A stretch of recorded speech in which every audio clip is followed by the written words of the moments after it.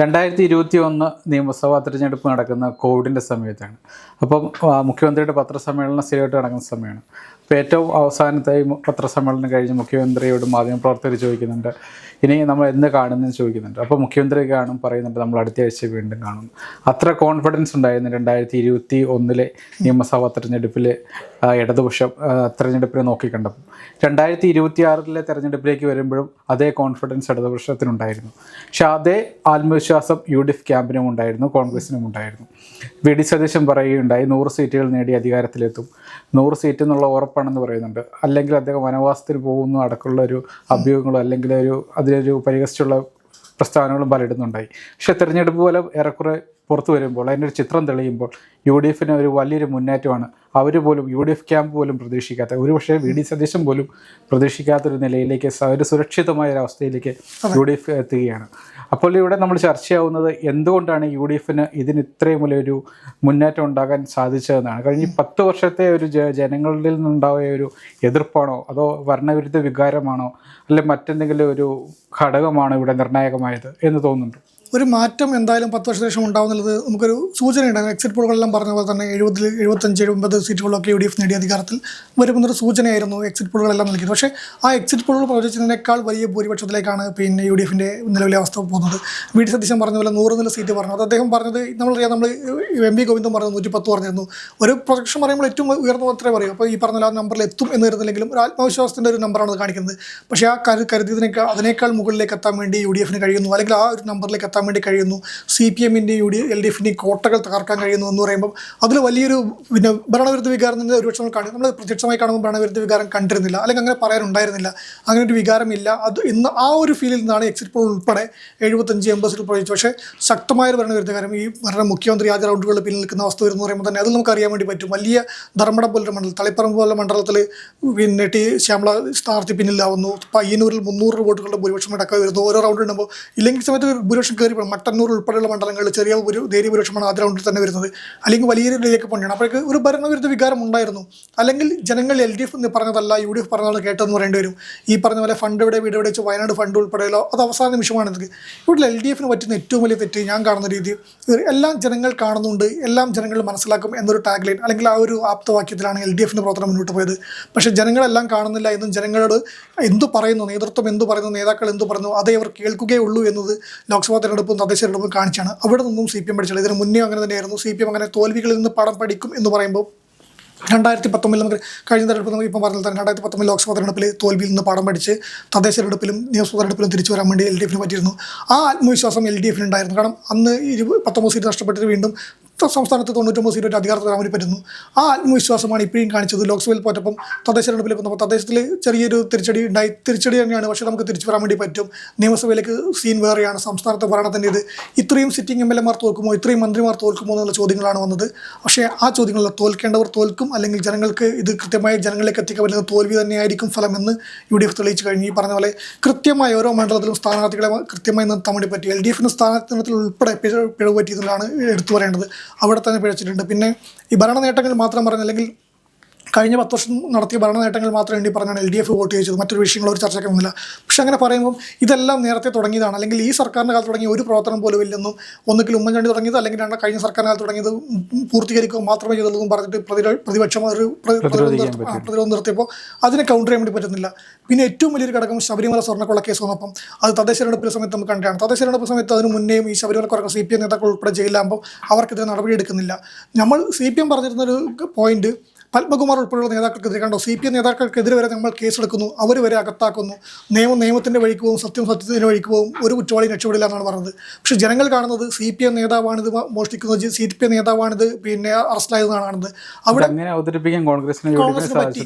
ആ സമയത്ത് ഈ പോറ്റി വരുന്നത് പണ്ട് UDF സർക്കാരിൻ്റെ കാലത്താണെന്നും പോറ്റിയെ കൊണ്ടുവന്നതെന്നും, അല്ലെങ്കിൽ പോറ്റിക്കും ഇവർ സോണിയാഗാന്ധി ഉൾപ്പെടെ നേതാക്കളായിട്ട് ബന്ധമുണ്ടെന്നും ഒന്നും അന്ന് LDF പ്രചരിപ്പിച്ചില്ല. തദ്ദേശ തെരഞ്ഞെടുപ്പിൽ വലിയ തോൽവിക്ക് ശേഷം ആ പാട്ട് ഹിറ്റായപ്പോൾ ഫണ്ട് പോറ്റിയെ കയറ്റി എന്നുള്ള പാട്ട് ഹിറ്റായപ്പോഴാണ് ഈ ചിത്രങ്ങളൊക്കെ ഒന്ന് ഒരു പ്രതിരോധത്തിന് ശ്രമിച്ചത്. അല്ലെങ്കിൽ ഇത് ഇങ്ങനെയൊക്കെയാണ് ഇങ്ങനെ സിനാരിയോ ഉണ്ടെന്ന് LDF അറിയിക്കാൻ വേണ്ടി ശ്രമിച്ചത്. അതിന് മുന്നേ അവർ ശ്രമിച്ചിരുന്നില്ല. പക്ഷേ അതിന് മുന്നേ തന്നെ UDF അത് ജനങ്ങളിലേക്ക് എത്തിച്ചിരുന്നു. ഈ തെരഞ്ഞെടുപ്പ് സമയത്ത് ആദ്യം ഒന്നും പറഞ്ഞാൽ വയനാട് ഫണ്ട് ഉൾപ്പെടെ വിഷയങ്ങളൊന്നും ചർച്ചയാക്കാൻ വേണ്ടി പറ്റില്ല. അവസാന നിമിഷം സ്വരാജ് വന്നിട്ട് ശവം തൂക്കുന്ന പ്രകടനം നടത്തിയപ്പോഴാണ് ചെറുതായിട്ടെങ്കിലും സോഷ്യൽ മീഡിയയിൽ ഇത് ചർച്ചയാക്കാൻ വേണ്ടിയിട്ടത്. അതും വോട്ടർമാരിലേക്ക് എത്തുന്നില്ല. LDF എല്ലാം ജനങ്ങൾ കാണുന്നുണ്ട്. ഞങ്ങൾ നടത്തുന്ന വികസനം ജനങ്ങൾക്ക് വേണ്ടിയാണ്. ജനങ്ങളെല്ലാം കാണുന്നുണ്ട്. ജനങ്ങൾക്ക് അത് LDF ഇതൊക്കെ അവകാശമാണ്, ഇതൊക്കെ ചെയ്യാനുള്ളതാണ്, നമ്മളായാലും ചെയ്തേനെ, നമ്മളിപ്പോൾ വന്ന ആശാ വർക്കർമാരുടെ വിഷയത്തിൽ നമ്മൾ പ്രഖ്യാപിക്കും, അല്ലെങ്കിൽ പെൻഷനിൽ നമ്മൾ പ്രഖ്യാപിക്കും, നമ്മൾ അന്ന് കൊടുത്തിട്ടുണ്ടാകുമ്പോൾ അവർ നിരന്തരം ജനങ്ങളോട് സംബന്ധിച്ചുകൊണ്ടിരുന്നു. അവർ പറഞ്ഞത് യാഥാർത്ഥ്യമോ അല്ലെങ്കിൽ വാഗ്ദാനമോ അല്ലെങ്കിൽ കാപട്യം എന്തോ ആവട്ടെ, അവർ നിരന്തരം സമ്പർക്കത്തിൽ പറഞ്ഞുകൊണ്ടിരുന്നവർക്ക് അത് ജനങ്ങളിലേക്ക് എത്തിക്കാൻ വേണ്ടി പറ്റി. പക്ഷേ LDF ഇതെല്ലാം ജനങ്ങൾ കാണുന്നുണ്ട്, ജനങ്ങൾ നമുക്ക് മാർക്കിടുന്നുണ്ടെന്ന് പറഞ്ഞിട്ട് ഈ പറഞ്ഞ പോലെ പിന്നെ അധികാരത്തിൻ്റെ അല്ലെങ്കിൽ മറ്റുള്ള ഇടനാഴികളിൽ നിന്നിട്ട് പറഞ്ഞുകൊണ്ടിരുന്നു. ജനങ്ങൾ ഇതൊന്നും കണ്ടില്ല. ജനങ്ങൾക്ക് ഇതൊന്നും കാണേണ്ട ആവശ്യമില്ല. ജനങ്ങളോട് പറഞ്ഞു, ജനങ്ങൾ വിശ്വസിച്ച് ജനങ്ങൾ അവർക്ക് വോട്ട് ചെയ്തു. അവർ മാൻഡേറ്റ് വിജയം വെച്ചു. LDFന് വലിയ തിരിച്ചടി വന്നു. അത് ഇപ്പോൾ ലിജനി ഇപ്പം പറഞ്ഞാൽ ജനങ്ങളെല്ലാം കാണുന്നുണ്ട്, അതായത് ഞങ്ങളുടെ സർക്കാരിൻ്റെ പ്രവർത്തനങ്ങളെല്ലാം ജനങ്ങൾ കാണുന്നുണ്ട്, ജനങ്ങൾ മാർക്കിടുന്നുണ്ടെന്ന് മുഖ്യമന്ത്രി അടക്കം പറഞ്ഞുകൊണ്ടിരുന്നു. അതായിരുന്നു ഒരു ടാഗ് ലൈൻ പോലെ, വികസനത്തിൻ്റെ ടാഗ് ലൈൻ പോലെ LDF ക്യാമ്പ് മുന്നോട്ട് വെച്ചത്, മുന്നോട്ട് കാണിച്ചത്. പക്ഷേ അവിടെ നമ്മളിപ്പോൾ പറഞ്ഞ പോലെ ശബരിമല സ്വർണ്ണക്കൊള്ളയുടെ ആയിട്ട് ബന്ധപ്പെട്ട, അതായത് നമ്മുടെ കേരളത്തിലെ മുഴുവൻ ഒരു ജനങ്ങളെ വോട്ടർമാരെ മൊത്തത്തിൽ ഒരു എഫക്റ്റ് ചെയ്ത കാര്യം തീർച്ചയായും ശബരിമല സ്വർണ്ണക്കൊള്ള. ആ വിഷയമാണ് ഇവിടെ ചർച്ച ചെയ്തത്. കാരണം വെച്ചാൽ തദ്ദേശ തെരഞ്ഞെടുപ്പിലും അതിനുശേഷവും നിയമസഭാ തെരഞ്ഞെടുപ്പിലോട്ട് വരുമ്പോഴും സ്വർണ്ണക്കൊള്ളയെ കത്തിച്ച് നിർത്താൻ UDFന് സാധിച്ചിട്ടുണ്ട്. പക്ഷെ അവിടെ എന്ന് പറഞ്ഞു കഴിഞ്ഞാൽ ഈ സർക്കാരിൻ്റെ കഴിഞ്ഞ 2016 ഒന്നാം പിണറായി വിജയൻ സർക്കാരിൻ്റെ കാലത്തും രണ്ടാം പിണറായി വിജയൻ സർക്കാരിൻ്റെ കാലത്തും നേടിയെടുത്ത കുറേ നേട്ടങ്ങളുണ്ട്, വികസന പ്രവർത്തനങ്ങളുണ്ട്. അതൊന്നും ചർച്ചയാകാതിരിക്കാൻ വേണ്ടി കോൺഗ്രസിന് സാധിച്ചിട്ടുണ്ട്. UDF നന്നായിട്ട് ചർച്ചയിൽ വരരുത് എന്ന രീതിയിൽ. ഏതൊക്കെ മണ്ഡലത്തിൽ ഈ LDFന്റെ പ്രധാന വികസനങ്ങൾ എന്തൊക്കെയാണെന്ന് UDFന് അറിയാം. അതിനെങ്ങനെ പ്രതിരോധിക്കാമെന്ന് അവർക്ക് കൃത്യമായിട്ട് ഒരു ധാരണയുണ്ടായിരുന്നു. ഓരോ വിഷയങ്ങൾ, ഓരോ മണ്ഡലത്തിലായാലും ഓരോ മേഖലയായാലും ഓരോ വിഷയങ്ങൾ എടുത്തിടുമ്പോഴും അതിനെ പ്രതിരോധിക്കാനുള്ള പോയിന്റുകൾ UDF കൃത്യമായി വിനിയോഗിച്ചിട്ടുണ്ട്. LDFന് അതിന് മെനക്കെട്ടില്ല. LDF ഈ പറഞ്ഞ പോലെ എല്ലാം ജനങ്ങൾക്കാണല്ലോ കിട്ടുന്നത്, ജനങ്ങളാണല്ലോ കാണുന്നത്, ജനങ്ങൾ അതിൻ്റെ മാൻഡേറ്റ് നമുക്ക് വീണ്ടും തരുമെന്ന് പ്രതീക്ഷിച്ചിരുന്നു. ഈ പറഞ്ഞ പോലെ സ്ഥാനാർത്ഥിത്വത്തിലേക്ക് പോകുമ്പോൾ ഈ പറഞ്ഞ സ്ഥാനത്തിൽ ഇങ്ങനെ വരുമ്പോൾ അവർക്ക് അത് തിരുത്താൻ വേണ്ടി പറ്റില്ല. അവർ ശ്രമിച്ചില്ല, അതിൻ്റെ പണി എടുത്തിരുന്നില്ല എന്ന് തന്നെ പറയേണ്ടി വരും. പിന്നെ ഇവരും സ്ഥാനാർത്ഥിത്വത്തിലേക്ക് വരുമ്പോൾ സംസ്ഥാനത്തെമ്പാടും സ്ഥാനാർത്ഥികൾ പാലിച്ചു പറ്റിയിട്ടുണ്ട്. കണ്ണൂർ തന്നെ നോക്കിയാൽ PK ശ്യാമള വിഷയം, TI മധുസൂദൻ്റെ 2 സ്ഥാനാർത്ഥിത്വം, ഈ 2 മണ്ഡലങ്ങൾ സ്ഥാനാർത്ഥിത്വം, ആ മണ്ഡലങ്ങളിൽ ചിലപ്പോൾ ഒരുപക്ഷെ CPM കോട്ടയിൽ ജയിച്ച് കയറാൻ പറ്റുമായിരിക്കും. പക്ഷേ മറ്റു മണ്ഡലങ്ങളെ അത് ബാധിക്കുന്ന ഇവർ ചിന്തിക്കുന്നില്ല. ഒറ്റപ്പാലത്ത് PK ശശി വരുന്നതിലും അമ്പലപ്പുഴ സുധാകരൻ്റെ സ്ഥാനാർത്ഥിത്വം എന്തുകൊണ്ടാണ് വന്നത്? അയാൾ പോകാൻ തീരുമാനിച്ചിരുന്നതാണ്, ഉറപ്പിച്ചാണ് അത് എന്തായാലും സ്ഥാനാർത്ഥിയായേനെ. പക്ഷേ അദ്ദേഹം ഈ MB ഗോവിന്ദൻ്റെ ഒരു പത്രസമ്മേളനത്തിൽ അദ്ദേഹം ചിരിച്ച് കളിയാക്കി ചിരിച്ചു എന്നുള്ള പേരാണ് പറഞ്ഞത്. ഒരു മുതിർന്ന നേതാക്കളെ പോലും വിശ്വസിപ്പിക്കാൻ അല്ലെങ്കിൽ വിശ്വാസത്തിലെടുക്കാൻ അല്ലെങ്കിൽ കൂടെ ചേർക്കാൻ വേണ്ടി നേതൃത്വത്തിന് പറ്റുന്നില്ലെങ്കിൽ അവരുടെ നേതൃത്വത്തിന് പിഴച്ചിട്ടുണ്ട്. കണ്ണൂർ പ്രശ്നം ഇന്നലെ തുടങ്ങിയായിരുന്നില്ല. കഴിഞ്ഞ തെരഞ്ഞെടുപ്പിന് ശേഷം മനു തോമസ് എന്ന DYFയുടെ മുൻ ജില്ലാ പ്രസിഡന്റ്, പാർട്ടി ജില്ലാ കമ്മിറ്റിക്കായിരുന്നു. അയാൾ പാർട്ടി വിടുന്നതും ഇതേ പ്രശ്നം പറഞ്ഞായിരുന്നു. അന്ന് തുടങ്ങിയ പ്രശ്നമാണ്. നമ്മുടെ കുഞ്ഞികൃഷ്ണൻ ഈ TI മധുസൂദൻ്റെ ആരോപണം അന്ന് ഉന്നയിച്ചിട്ടുണ്ട്. അന്നത് പറഞ്ഞ് 2 പേരും തറந்தாഴ്ത്തി മാറ്റി തീർത്ത് പിന്നെ 2 പേരും ജില്ലാ കമ്മിറ്റിയിലേക്ക് എടുത്ത് തീർത്ത് ആ പ്രശ്നം അങ്ങനെ രമ്യമായി കൊണ്ടുപോകാൻ വേണ്ടി. പക്ഷേ ആ വിഷയം കൃത്യമായി വീണ്ടും ഉന്നയിക്കേണ്ട സമയത്ത് ഇയാൾ വീണ്ടും MLA ആവുന്നതോടൊപ്പം ഉന്നയിച്ചു. കുഞ്ഞികൃഷ്ണൻ ചർച്ചയാക്കി. ആ ചർച്ച ആ മണ്ഡലത്തെ ബാധിച്ചില്ലെങ്കിലും ബാക്കി 140 മണ്ഡലം 39 മണ്ഡലങ്ങളെയും ബാധിക്കുന്നുണ്ട്. അത് മനസ്സിലാക്കാൻ CPM നേതൃത്വത്തിന് കഴിഞ്ഞില്ല. അതിൽ MV ഗോവിന്ദൻ എന്ന CPM സംസ്ഥാന സെക്രട്ടറിക്ക് വലിയ വീഴ്ച പറ്റിയിട്ടുണ്ടെങ്കിൽ യാതൊരു സംശയമില്ല.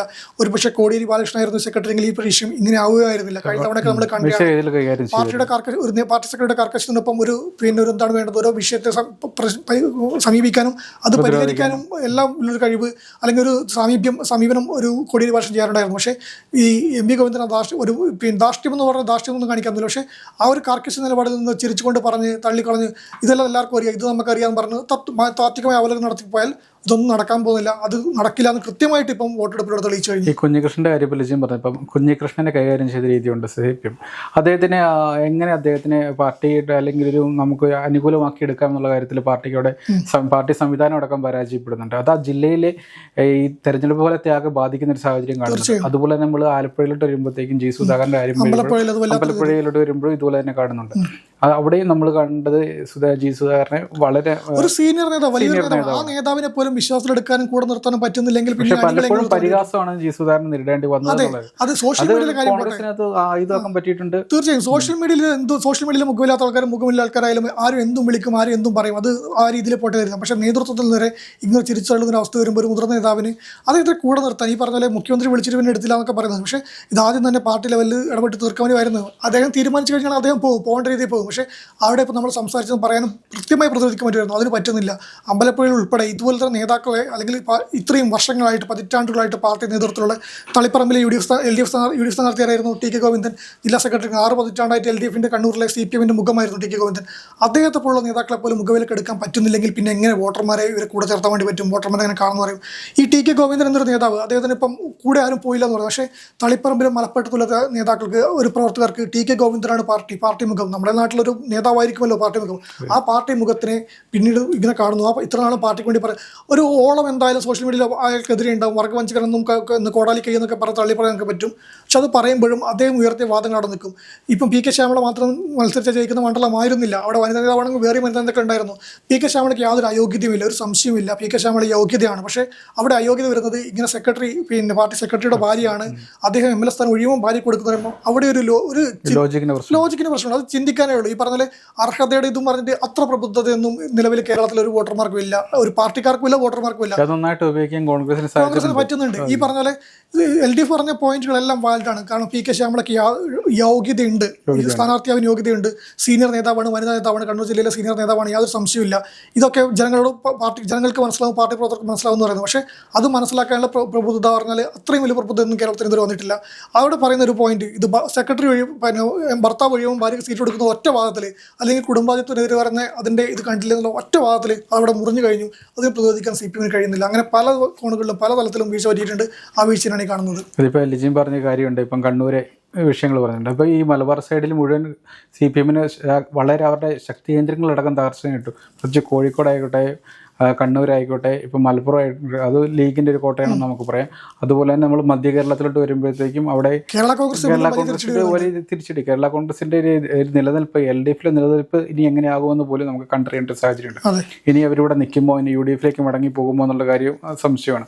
അതുപോലെ തന്നെ പറയും മലയോര മേഖലകൾ എല്ലാ തവണ UDFിനൊപ്പം നിൽക്കുന്ന പ്രദേശങ്ങളാണ്. അതിപ്പം മധ്യ കേരളത്തിലായിക്കോട്ടെ അല്ലെങ്കിൽ മലബാർ സൈഡിലായിക്കോട്ടെ. പക്ഷെ അവിടെ പോലും ഇത്തവണ 2021 തെരഞ്ഞെടുപ്പിന് വ്യത്യസ്തമായിട്ട് ഈ തവണ 2026 എത്തുമ്പോഴത്തേക്ക് UDFിനൊപ്പം നിൽക്കാൻ അവർക്ക് സാധിക്കുന്നുണ്ട്.